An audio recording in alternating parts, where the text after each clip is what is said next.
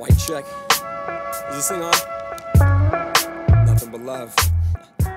What's up, guys? Scott Martin here, just doing a little reconnaissance on Kentucky Lake.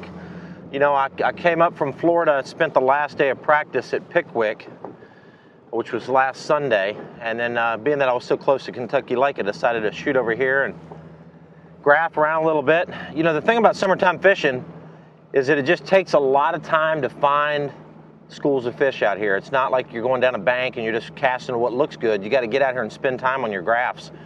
So I literally idle around for hours.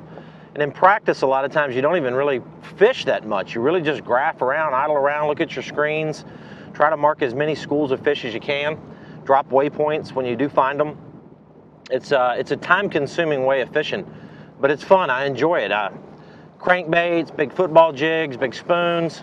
This offshore type fishing is really what I really enjoy. And, you know, being from Florida, you would think that I probably wouldn't be any good at, you know, fishing offshore deep. Okeechobee is not deep at all. It's real shallow, but we do fish offshore a lot, you know, out in those open grass beds, and there's a lot of submerged grass beds. So I'm very comfortable getting out away from the bank and fishing on stuff that I can't see. But that's what I'm doing. I'm basically up here just kind of hanging out. Drove up here, quick little reconnaissance mission. Sometimes that extra practice you put in really pay big dividends this time of year especially, because again, it's kind of like finding a needle in the haystack. You just got to spend time. You got to really get out there and graph around. You've got to have good maps. My units have great maps in them. Got side imaging, down view, side view, all that stuff. And boy, some big waves coming. Whoa! Man, we're crashing through stuff. Check it out. Pretty rough out here today. Some guy over there trying to come in on me. But anyways, it's real rough. You know, and part of doing this type of fishing too is just getting used to running the boat and holding in position, you know, with the trolling motor, because it could be this windy during tournament day. And if I'm not used to it, you know, I mean, we fished Hartwell, we fished Beaver Lake. Those lakes don't set up quite like this. You're offshore, you're out in the elements.